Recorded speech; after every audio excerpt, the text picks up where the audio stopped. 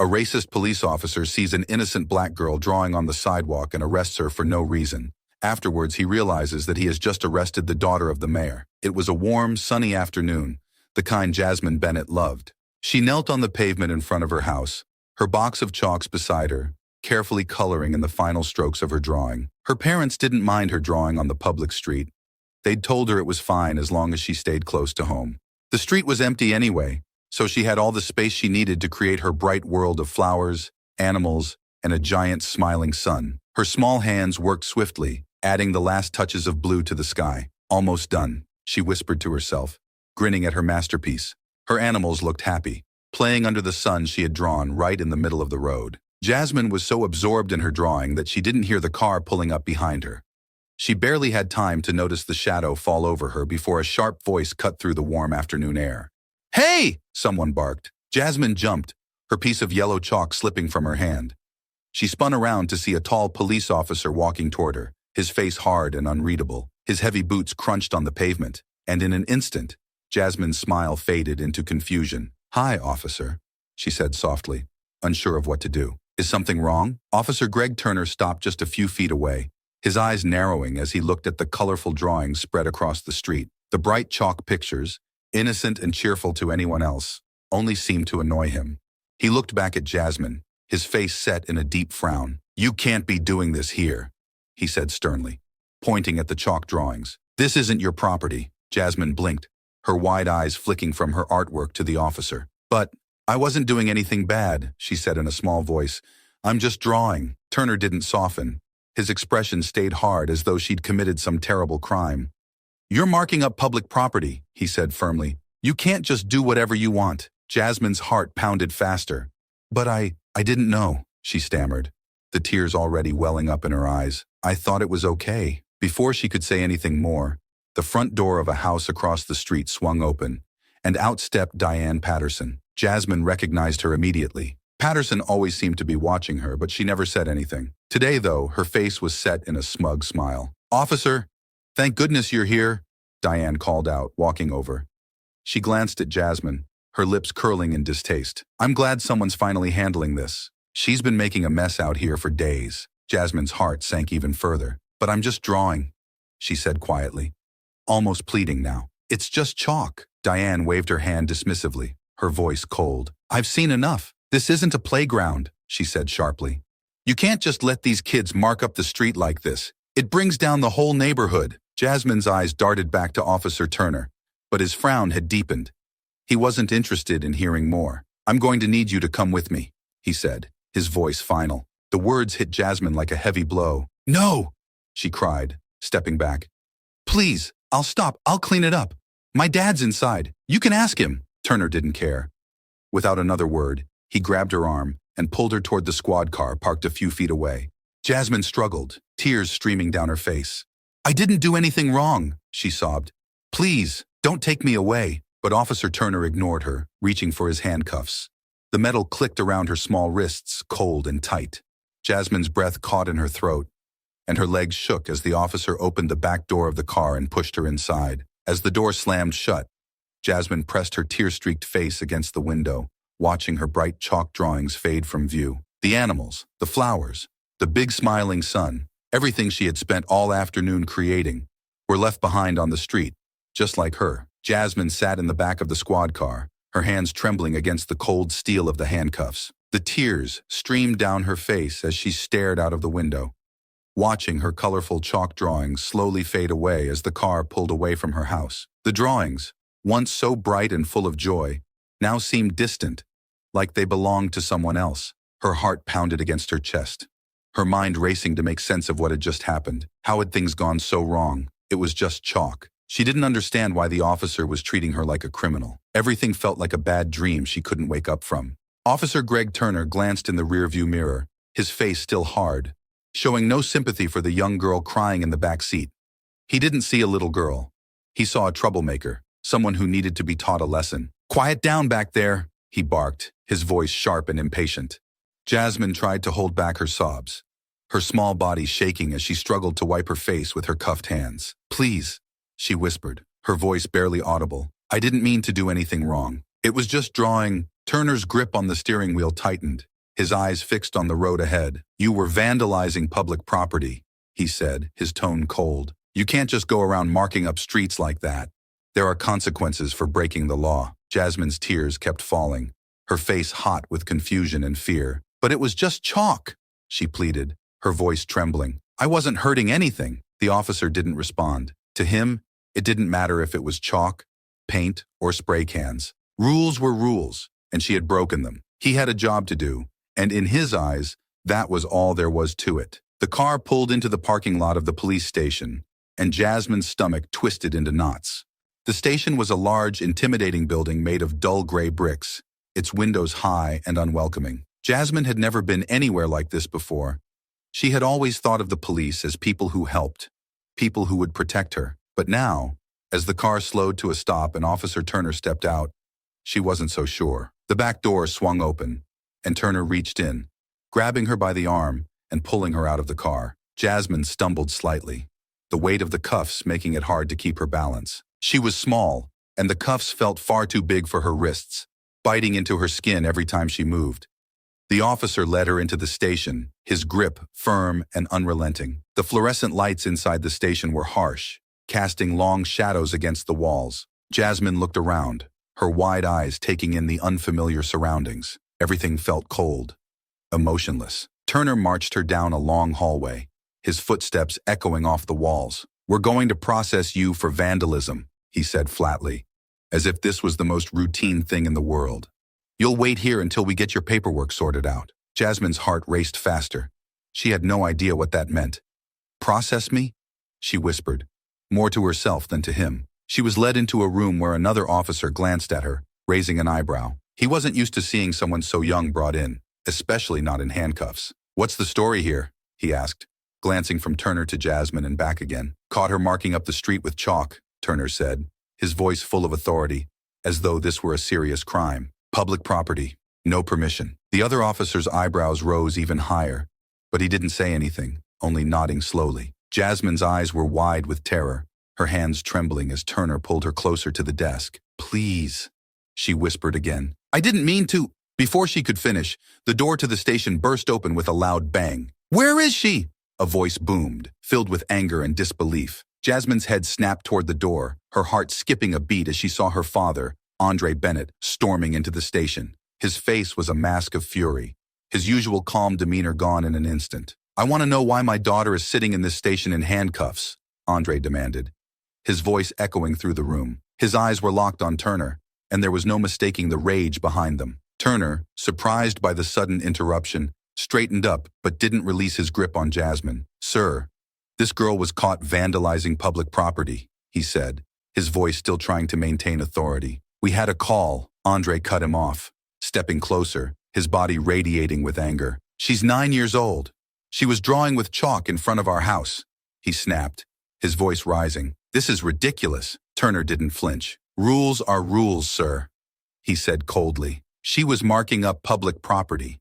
We don't make exceptions just because she's a kid." Andre's jaw clenched, his eyes flashing with barely controlled fury. He looked down at his daughter, her face streaked with tears, her small wrists cuffed together. The sight made his blood boil. "You handcuffed my daughter," he said slowly, his voice dangerously low. "For drawing with chalk?" Turner stood his ground. "Sir, this isn't about the chalk. It's about public property being defaced." Andre's fists clenched at his sides. "You think this is defacing property?" he shouted, his voice shaking with outrage. "This is how you treat a child who's playing outside her home?" By now, other officers had gathered around, watching the scene unfold. Tension hung in the air, thick and heavy. One of the senior officers, sensing the situation was spiraling out of control, stepped forward. "Let's calm down here," he said, holding his hands up. "Maybe we should call the captain." Andre didn't take his eyes off Turner. "You better call her now," he said through gritted teeth, his voice barely above a growl. "Before I do." The tension in the police station was thick, almost suffocating. Andre Bennett stood tall, his fists clenched at his sides as he glared at Officer Turner. Jasmine, her small frame trembling, clung to her father's leg, her tear-streaked face filled with confusion and fear. Other officers lingered nearby, exchanging uneasy glances, unsure of how to handle the situation spiraling out of control. "I want these cuffs off my daughter," Andre demanded, his voice low and controlled, though the rage simmering beneath his words was unmistakable. Now, Officer Greg Turner stood firm, his expression hard, determined to maintain control of the situation. He wasn't backing down. "Sir, as I said before, your daughter was vandalizing public property," he replied, his tone rigid. "We follow the rules here, and that's what I'm doing." Andre took a step closer, his eyes narrowing. "She's a 9-year-old girl, drawing with chalk on the street in front of her house.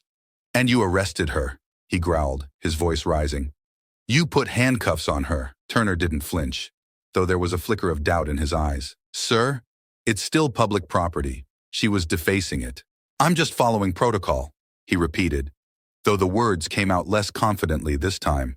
Before Andre could respond, the door at the back of the station swung open with force, and in walked Police Captain Evelyn Moore. She was a tall, no-nonsense woman with years of experience, and her eyes immediately scanned the room, taking in the scene in front of her. She had been alerted to the situation by another officer, and she wasn't pleased with what she saw. As Captain Moore approached, her gaze fell on Andre. Her eyes widened slightly, a look of recognition flashing across her face. This wasn't just an angry parent.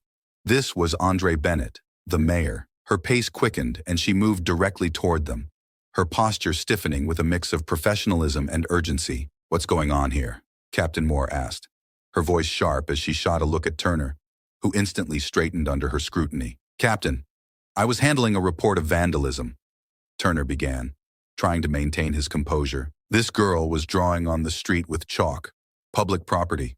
I followed standard procedure and..." Captain Moore cut him off with a sharp wave of her hand. "You handcuffed a 9-year-old girl for drawing with chalk," she said, her voice cold, her eyes narrowing as she looked between Turner and the handcuffed child. Her jaw tightened as she turned to face Andre directly. "Mr. Bennett, Andre interrupted, his tone biting. "You put my daughter in handcuffs for chalk. Captain, this is completely unacceptable." Moore's face flushed slightly, and she immediately realized the gravity of the situation. Her mind raced. The mayor's daughter in handcuffs? This was not going to go well. She took a deep breath, steadying herself before speaking. "Mr. Bennett, I deeply apologize," she said, her tone more formal now. "This should never have happened." Andre didn't relax, his glare still firmly on Turner. "Damn right it shouldn't have." Captain Moore turned to Officer Turner, her voice icy. "Take those cuffs off her, now." Turner hesitated, glancing between the captain and Andre. He opened his mouth to protest, but one look from Captain Moore silenced him. With stiff hands, he pulled out his keys and removed the cuffs from Jasmine's wrists, the metal clinking as they fell away. Jasmine immediately rushed into her father's arms, her small body shaking as she buried her face against his chest. Andre knelt down and wrapped his arms around her, his face softening as he whispered gently into her ear. "It's okay, baby. It's over now," he said, though the anger still simmered beneath his words. Captain Moore watched the scene unfold, her stomach sinking. She knew this was a disaster, and she had to act quickly to contain the fallout. She turned to Turner, her face stony. "Officer Turner, step outside, now." Turner's jaw clenched, and for a moment, it looked like he was going to argue. But something in the captain's expression warned him against it.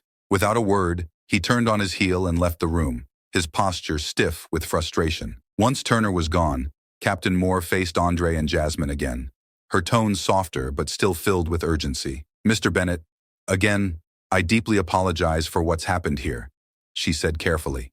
"This was handled poorly, and I will personally see to it that there are consequences for Officer Turner's actions." Andre stood, still holding Jasmine close, his eyes cold as he regarded the captain. "This is more than just a mistake," he said, his voice low. "This is about how this department handles situations like this. And if things don't change, I will make sure everyone knows what happened here today." Captain Moore didn't flinch under his gaze, but she nodded solemnly. "I understand, sir. I will handle this internally, and I will ensure that changes are made." Andre didn't respond immediately. Instead, he looked down at Jasmine, gently brushing a tear from her cheek. "We're leaving," he said firmly, his eyes returning to Captain Moore. "But this isn't over." Captain Moore nodded once more, understanding the weight of his words. "Thank you for your patience, Mr. Bennett," she said quietly. "I will be in contact with you about how we move forward." Without another word, Andre turned and led Jasmine out of the station, holding her close as they stepped into the cool afternoon air. Jasmine sniffled softly, looking up at her father with wide, tear-filled eyes. "Daddy," she whispered, her voice small and uncertain. "Why did they arrest me? I wasn't doing anything wrong." Andre's heart ached at her question, and he knelt down in front of her, his large hands gently resting on her shoulders. "You didn't do anything wrong, baby," he said softly, his voice thick with emotion. "Sometimes, people just don't see things the way they should." Jasmine blinked, her innocent face still full of confusion. "But it was just chalk," she whispered. Andre smiled sadly, brushing a stray curl away from her face. "I know, sweetheart. I know." As they walked back to the car, Jasmine held tight to her father's hand. The battle for justice would come next, but for now, Andre focused on what mattered most, getting his daughter home, safe in his arms. The sun hung lower in the sky now, casting long shadows across the street as Andre and Jasmine made their way to Diane Patterson's house. Andre's jaw was tight, his stride purposeful. Jasmine clung to his hand, her small frame still trembling from the day's events. She had been quiet since they left the police station, but now, as they neared the neighbor's house, her eyes darted nervously toward her father, sensing the anger radiating from him. "Daddy," she whispered softly, "why are we going to Mrs. Patterson's house?" Andre's voice was calm, but his anger was simmering just below the surface. "We need to talk to her, Jasmine," he said, his eyes fixed on the front door ahead. "She's the one who called the police." Jasmine's grip tightened on her father's hand, her heart pounding in her chest. But why would she call them? I wasn't doing anything wrong. I was just drawing." Andre stopped walking for a moment and knelt down to her level, looking into her tear-filled eyes. "I know, baby," he said softly, gently cupping her face in his hands. "You didn't do anything wrong, but sometimes people don't see things the way they should, and that's why we need to talk to her." Jasmine sniffled, wiping her nose with the back of her hand. "I was just drawing animals and flowers, Daddy," she said, her voice breaking slightly. "And then the policeman came. He yelled at me and told me to stop, but I didn't know why. I tried to tell him that I wasn't hurting anything, but he wouldn't listen. And then he put handcuffs on me." Hearing those words from his daughter made Andre's chest tighten with a fresh wave of anger. He took a deep breath, trying to stay calm for Jasmine's sake. "I know, sweetheart," he said, his voice shaking slightly. "And I'm so sorry you had to go through that." Jasmine hesitated for a moment, then asked quietly, "How did you know I was at the police station?" Andre's face softened as he thought back to the moment he got the call. "When the police arrested you, one of the officers called me. As soon as I found out, I went straight there," he said, his voice filled with emotion. "I couldn't believe they had done that to you." Jasmine's lip quivered and she whispered, "I was so scared, Daddy. I didn't know what was going to happen." Andre pulled her into a hug, holding her tight. "I know, baby, but I came as soon as I knew, and I won't let anything like this happen to you again." After a moment, they pulled away from each other and Andre stood up, his expression hardening once more. "Now," he said, "we need to make sure Mrs. Patterson understands what she did." They continued walking toward Diane's house, and when they reached the porch, Andre knocked firmly on the door. Jasmine stayed close to him, her small hand still wrapped around his. A moment later, the door opened, revealing Diane Patterson standing there with a look of surprise on her face. "Mr. Bennett," Diane said, her voice tight. "What brings you here?" Andre's eyes narrowed, his voice calm but filled with barely contained anger. "We need to talk," he said. "About what happened today." Diane glanced down at Jasmine, and a brief flash of guilt crossed her face. She quickly composed herself, crossing her arms over her chest. "I'm not sure what you're referring to." Andre took a step closer, his voice steady but firm. "You called the police on my daughter for drawing with chalk on the street in front of our house." Diane's face flushed slightly, and she shifted her weight uncomfortably. "Well, she was marking up public property," she said defensively. "I didn't know who she was, and I have every right to call if I think someone's damaging the neighborhood." Jasmine's eyes filled with fresh tears as she looked up at Diane, hurt and confused. "But I wasn't doing anything bad," she whispered. "I was just drawing pictures." Diane avoided Jasmine's gaze, her face turning a shade paler. "I wasn't trying to cause any trouble. I just thought—" "You thought a 9-year-old girl drawing on the street was a threat," Andre interrupted, his voice rising. "You didn't ask questions. You didn't even try to figure out what was going on. You just saw her and assumed the worst." Diane opened her mouth to respond, but no words came out. Instead, she glanced nervously between Andre and Jasmine, clearly realizing the gravity of the situation. Andre stepped even closer, his voice quiet, but filled with intensity. "You called the police, and because of you, my daughter was arrested. She was put in handcuffs. Do you understand how terrifying that was for her? Do you even care?" Diane's face flushed even deeper with embarrassment. I didn't realize it would go that far, she stammered. I didn't mean for her to get hurt. But she did get hurt, Andre shot back, his voice sharp. Because you didn't take a second to think before you picked up that phone. Jasmine sniffled again, wiping her eyes with the back of her hand. I wasn't trying to be bad, she whispered softly, her voice trembling. I just wanted to make pretty pictures. For the first time, Diane's expression softened. She looked down at Jasmine, guilt washing over her features. I'm sorry, she muttered, barely able to meet their eyes. I didn't mean to scare you, Jasmine. I really didn't. Andre watched her carefully, his anger still simmering beneath the surface. You're going to remember this, he said, his voice firm. You're going to remember how you made her feel. And you're going to think twice before you ever make a call like that again. Diane nodded quickly, clearly uncomfortable. I will, she said quietly. I'm really sorry. Without another word, Andre turned to Jasmine, his expression softening as he knelt down beside her. Come on, baby. Let's go home. As they walked away from Diane's house, Jasmine held tightly to her father's hand, her head still swirling with emotions. Daddy, she said softly, is she really sorry? Andre sighed, looking down at her with a sad smile. I think she is, sweetheart, he said quietly. But that doesn't change what happened. And that's why we have to make sure it never happens again. Jasmine nodded, still holding on to his hand as they walked back toward their house. She didn't fully understand everything that had happened, but one thing was clear. Her father was always there for her, no matter what. And as they stepped inside their home, Andre knew that while the day's battle was over, the fight for justice was just beginning. The next morning, Andre stood in front of the police station once again, his jaw set with determination. He had promised Jasmine that he would make things right, and today, he was going to take the first step in holding Officer Turner accountable. As he stepped through the front doors, the memory of his daughter in handcuffs flashed in his mind, reigniting the anger that had barely subsided since the day before. Inside the station, the usual bustle of activity greeted him, but Andre's presence drew a few uneasy glances from the officers milling around. They recognized him now, not just as the mayor, but as the father of the little girl Turner had arrested. Andre walked straight to the front desk, his voice calm but firm. I need to speak to Captain Moore. The officer behind the desk nodded quickly. Right away, Mr. Bennett. She picked up the phone, speaking in hushed tones as she glanced nervously at Andre.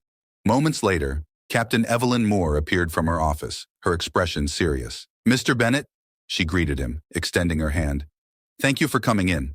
Please, follow me. Andre nodded and followed her through the station, his eyes focused ahead.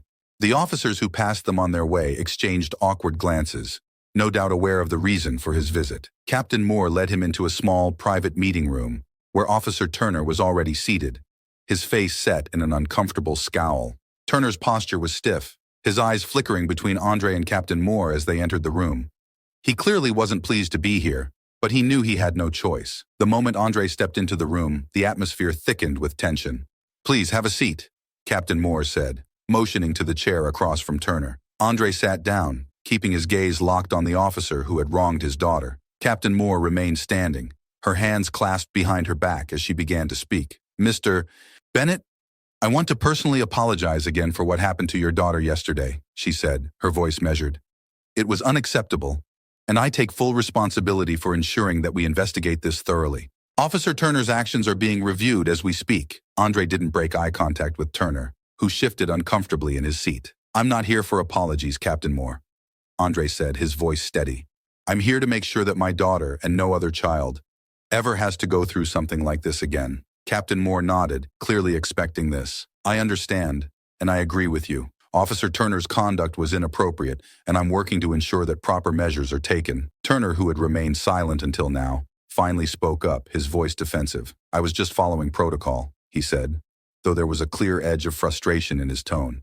She was defacing public property, and I handled it the way I would handle any case of vandalism. Andre's eyes darkened, his voice dropping to a dangerous calm. You handcuffed a 9-year-old girl for drawing on the street with chalk, he said slowly. You didn't ask her any questions. You didn't speak to me or anyone else before you decided to treat her like a criminal? And you're telling me that's protocol? Turner's mouth twitched slightly, but he didn't respond. Captain Moore, sensing the escalating tension, stepped in. Officer Turner, she said sharply, this isn't just about protocol. This is about how you chose to handle the situation. A situation involving a child. Turner leaned forward, his voice rising slightly. I didn't know she was the mayor's daughter at the time. he muttered, clearly irritated. I was just trying to do my job. Andre's eyes flashed with anger, but he remained calm. It doesn't matter who she is. Whether she's the mayor's daughter or not, she's a child. And you failed to see that. All you saw was someone you assumed was doing something wrong. There was a heavy silence in the room as Turner stared down at the table, unwilling to meet Andre's gaze. Captain Moore took a deep breath before speaking again. Officer Turner has been suspended pending the outcome of our internal investigation, she explained, her tone formal. But, Mr. Bennett, I understand that this goes beyond just one officer's actions. We're committed to addressing the larger issues at play here. We're reviewing our training and procedures to ensure that nothing like this happens again. Andre leaned back slightly in his chair, his eyes still focused on Turner. That's a start, he said slowly. But it's not enough. Captain Moore's expression remained serious. I understand. What would you like to see happen, Mr. Bennett? Andre paused for a moment, considering his words carefully. First, I want to see Officer Turner fired, he said, his voice firm but calm. Someone who reacts the way he did, without any thought for the person in front of him, has no place in this community, especially not in law enforcement. Turner's face tightened, but he remained silent, clearly realizing he wasn't going to win this argument. And second, Andre continued, I want real reforms in this department, better training on how to deal with children, on how to handle situations with care and understanding. This isn't just about my daughter. It's about making sure this doesn't happen to anyone else. Captain Moore nodded solemnly. I hear you, Mr. Bennett. I can't make any promises right now, but I will take your concerns seriously. We're committed to making changes, and your input is invaluable in that process. Andre stood up, his eyes locking onto Turner one last time. I expect to see action, he said firmly. This can't just be swept under the rug. Turner glanced up at him, his face tight with frustration, but he didn't say a word. Captain Moore stepped forward, extending her hand. Thank you for coming in, Mr. Bennett. I assure you, this matter will be handled. Andre shook her hand, his expression still hard. I'll be watching, he said simply, before turning to leave the room. As he walked out of the station, the weight of the day's events pressed heavily on his shoulders. He knew this wasn't the end of the fight, but it was a step toward justice. He had promised Jasmine that he would make things right, and he wasn't about to stop now. A few weeks had passed since the tense meeting at the police station, but Andre hadn't slowed down. He had kept up the pressure, making sure Captain Moore and the department knew he wasn't going to let Officer Turner's suspension be the end of it. He had spoken with local leaders, attended community meetings, and ensured that what happened to Jasmine remained a topic that couldn't be ignored. Today, Andre was sitting with Jasmine on the front porch, ready to explain what had happened since that awful day. She had been quiet, still processing everything, but Andre knew she deserved to know the truth, even if it was hard. Jasmine sat on the steps, her legs swinging back and forth as she doodled small shapes in her notebook. The weather was warmer now, with the sun beaming down on their quiet street. Andre watched her for a moment, gathering his thoughts before sitting beside her. Hey, sweetheart, he said softly, placing a hand on her shoulder. Jasmine looked up, a small smile on her face. Hi, Daddy, she said, though her voice had a hint of uncertainty. She hesitated for a moment before asking, Did you go back to the police station again? Andre nodded, his expression serious. Yes, I did, he said gently. We've been talking a lot about what happened, about Officer Turner and how they handled everything. Jasmine looked down at her notebook, tracing the lines with her pencil. Is he still working there? She asked, her voice quiet. Andre sighed, knowing the question was coming. No, he's not, he said. He's been suspended. That means he's not working right now while they investigate what happened. Jasmine's eyes widened slightly, and she looked up at her father. So, he's in trouble? She asked, her voice tinged with a mix of curiosity and uncertainty. Andre nodded. Yes, he is. What he did was wrong, and they're figuring out what to do about it. He's not allowed to go back to work until they finish looking into everything. Jasmine seemed to absorb his words carefully, her small brow furrowed in thought. Will he ever come back? She asked softly. Andre leaned forward, looking directly into her eyes. That's what I'm working to make sure of, he said firmly. I don't want him to come back. He shouldn't be a police officer after what he did to you. Jasmine was quiet for a moment, processing everything. Then she looked down at her hands, her voice small. I'm glad he's not working right now, she whispered. He scared me, Daddy. I don't want him to scare anyone else. Andre's heart ached hearing her say that. He reached out, gently stroking her hair. I know, baby. And that's why I've been talking to the police, to make sure this doesn't happen to anyone else. They're looking at how things were handled, and they're going to make changes. Jasmine glanced up at him, her eyes filled with curiosity. What kind of changes? She asked. Andre smiled gently, trying to keep things simple. They're going to make sure that police officers are trained better, especially when it comes to handling situations with kids, he explained. They're going to learn how to talk to people instead of just jumping to conclusions. That way, what happened to you won't happen again. Jasmine bit her lip, still thinking. Is it going to work, Daddy? She asked hesitantly. Andre nodded, though he knew it wouldn't be an easy or quick fix. It's a start, he said. It's going to take time, but by pushing for these changes, we're making sure they learn how to do better. It's important that we keep speaking up like we've been doing. Jasmine looked back down at her notebook, her fingers tracing the drawings she had made earlier. I hope they listen, she said quietly. Because what he did was really mean. Andre nodded, his heart heavy. I hope they do too, sweetheart. And I'm going to keep making sure they do. For a moment, they sat together in silence, the sun warming their skin. Andre could see that Jasmine was still carrying some of the weight of what happened. But there was also a quiet strength in her. She had gone through something terrible, but she was still his bright, resilient daughter. Jasmine broke the silence first. Daddy? She asked softly, glancing up at him. Can I still draw outside? Andre smiled, the love and pride he felt for her filling his heart. Of course you can, he said, his voice full of warmth. This is your home, and you should never be afraid to do what makes you happy. You keep drawing, Jasmine. Don't let anyone take that from you. Jasmine smiled back, the corners of her eyes crinkling as she nodded. Okay, she said quietly, a hint of determination in her voice. As they sat together, the weight of the past few weeks seemed to lift just a little. Andre knew there was still more work to be done, both in the police department and in the community. But for now, they could take comfort in the progress they had made. He had fought for his daughter, and he wasn't going to stop until justice was fully served.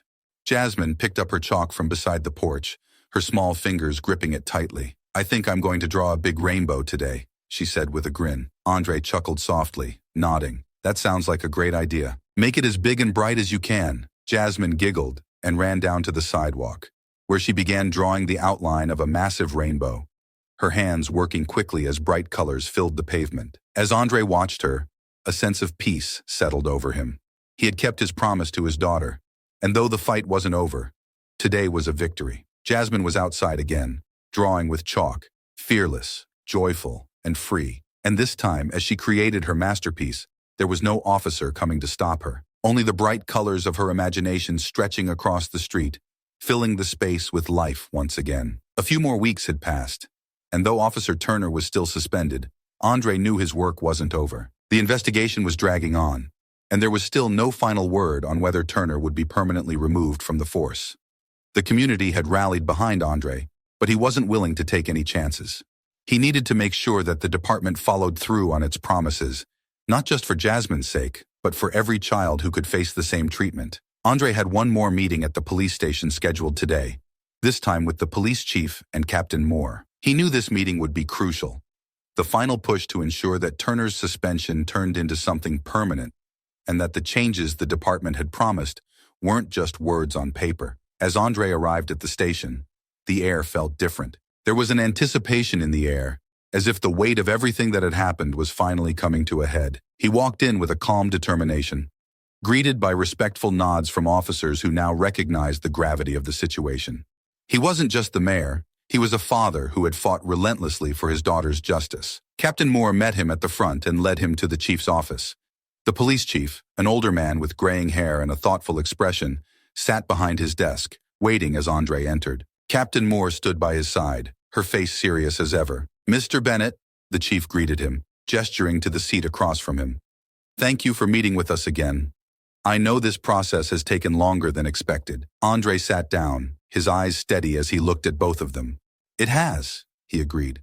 But I'm here because I need to know that something real is going to come from this. The chief nodded, leaning forward slightly. I understand, he said. I want to assure you that Officer Turner's actions were thoroughly reviewed. We've concluded that his behavior was not in line with our standards, and as of today, I've made the decision to recommend his permanent dismissal from the department. Andre's chest tightened for a moment, and he let out a slow breath. It was what he had been fighting for, what Jasmine deserved.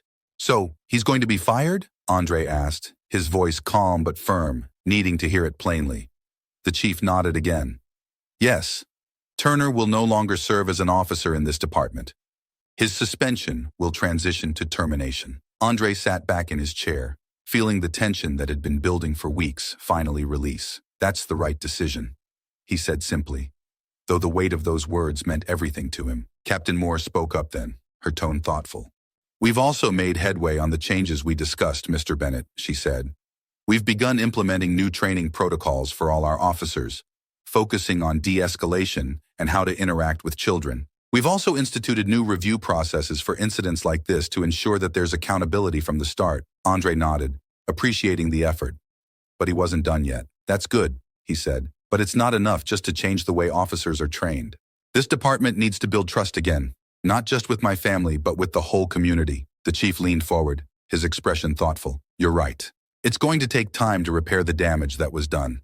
Not just to your daughter, but to the trust between this department and the community. I'd like to involve you in those efforts, Mr. Bennett." Andre raised an eyebrow, interested in where this was going. "What do you have in mind?" "We're planning to hold community meetings, forums where residents can speak directly with officers and voice their concerns," the chief explained. "We want to hear from people, and we want to be transparent about the changes we're making. Your involvement would help bridge that gap." Andre considered it. He had spent so much time fighting for justice that the idea of being part of the solution felt right. "I'll do it," he said. "But only if I see real, lasting change. This isn't about putting a Band-Aid on the problem," the chief nodded solemnly. "Understood. We're committed to making this right," Captain Moore added. "Your presence will help hold us accountable, Mr. Bennett. It's one thing for the police to talk about reform, but it's another to have someone who has lived through this experience pushing us to keep our word." Andre couldn't help but feel a surge of pride. He had fought this battle for Jasmine, but now it was about more than just her. It was about making sure no other child had to face what she did. It was about building something better for their community. "I'll hold you to that," Andre said, his voice firm. "I'll work with you to make this right. But if I see any backtracking or half measures, I won't hesitate to speak out." The chief stood up, extending his hand. "We're looking forward to working with you." Andre shook his hand, his grip strong and sure. "So am I." Later that evening, Andre and Jasmine sat together on the porch again, the soft hum of the neighborhood around them. Jasmine was back to her chalk, drawing more flowers and rainbows on the sidewalk, her usual joy restored. It felt different now, lighter. The fear and uncertainty that had weighed so heavily on her seemed to have finally lifted. Jasmine looked up from her drawing, her eyes bright. "Daddy, are you still working with the police?" Andre nodded, smiling at her. "Yeah, baby. We're going to make sure things get better. Not just for us, but for everyone." Jasmine grinned, looking back at her drawing. "I'm glad. I don't want anyone else to feel scared like I did." Andre's heart swelled with pride. He knew there was still work to be done, but this moment, seeing his daughter happy and safe, felt like a victory. He had fought for her, and now they were building something better together. As Jasmine finished her rainbow, Andre knew that the road ahead wouldn't be easy. But for the first time in weeks, it felt like they were moving in the right direction, toward healing, justice, and real change. Months had passed since the day Officer Turner was officially dismissed from the police department. Andre had thrown himself into the work of reform, collaborating with the police and the community to ensure that real change took root. It hadn't been easy. Change never was. But slowly, the impact of his efforts was beginning to show. The community forums had been a huge success, with people from all walks of life coming forward to voice their experiences, concerns, and ideas for how to improve the relationship between the police and the neighborhoods they served. Andre had been there for every meeting, pushing for transparency and accountability at every turn. He had become a bridge between the people and the police, ensuring that the department stayed true to its promises of reform. Today, Andre and Jasmine were attending one of the final community events in a long series of reforms aimed at rebuilding trust. The event was held at a local park, where families had gathered to hear about the new policies the police department was implementing. Jasmine skipped beside her father, her spirits high, holding his hand as they walked. "Are we going to meet the police again?"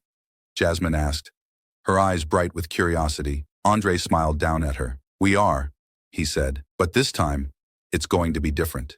They're here to show the community the changes they've made. Things are going to be better now, Jasmine." Jasmine nodded thoughtfully, her grip on his hand tightening. "Good," she said simply. "I don't want any more kids to be scared." Andre's heart warmed at her words.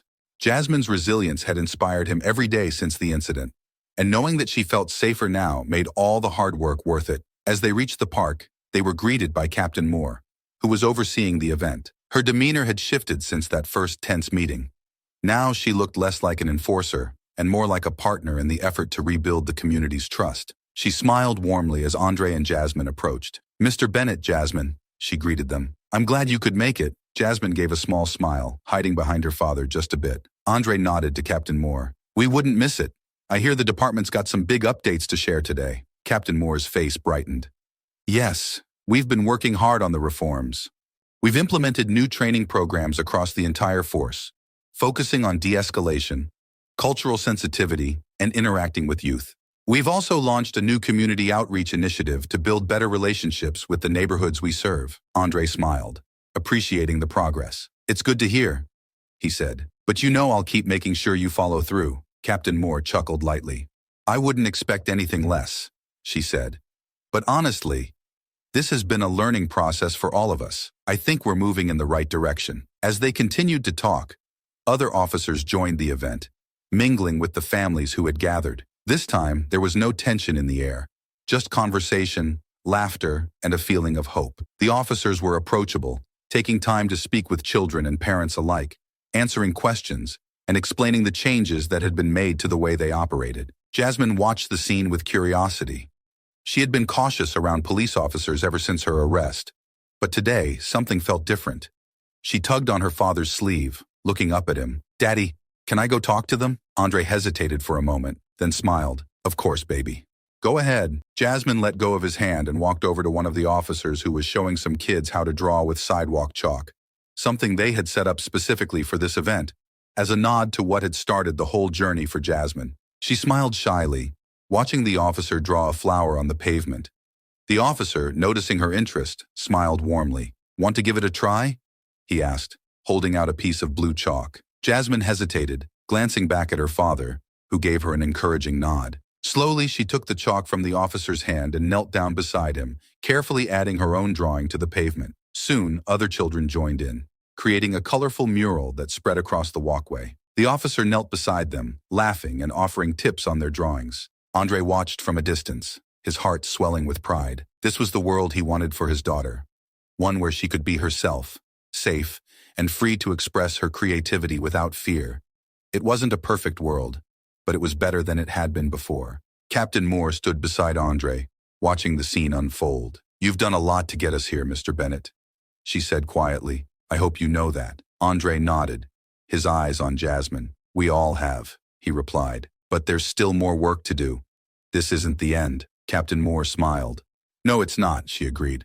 "But it's a good start." As the event continued, Andre and Jasmine walked around the park, stopping to talk with families and officers alike. The conversations were full of hope and possibility, with parents thanking Andre for his relentless efforts and police officers assuring them that they were committed to doing better. Later that day, as the sun began to set, Jasmine and Andre sat on a bench together, watching the colors fade from the sky. Jasmine rested her head on her father's shoulder, a peaceful smile on her face. "Daddy," she said softly, "I think everything's going to be okay now." Andre smiled, wrapping his arm around her shoulders. "Yeah, baby," he said, his voice full of warmth. "I think you're right. The fight for justice wasn't over. There would always be more to do, more to fix. But today, as Andre looked around at the community that had come together, he felt something new. He felt hope. Jasmine was safe, and the world around her was changing for the better. That was enough for now. As they stood up to leave, Jasmine picked up a piece of chalk from the ground and handed it to her father, grinning. "Your turn to draw, Daddy." Andre laughed, taking the chalk from her. Together they knelt on the sidewalk, adding their own bright colors to the mural of change they had helped create, one that would keep growing, day by day. And as they walked home, hand in hand, Andre knew that their story wasn't just about what had happened, but about what was still to come. It was a new beginning,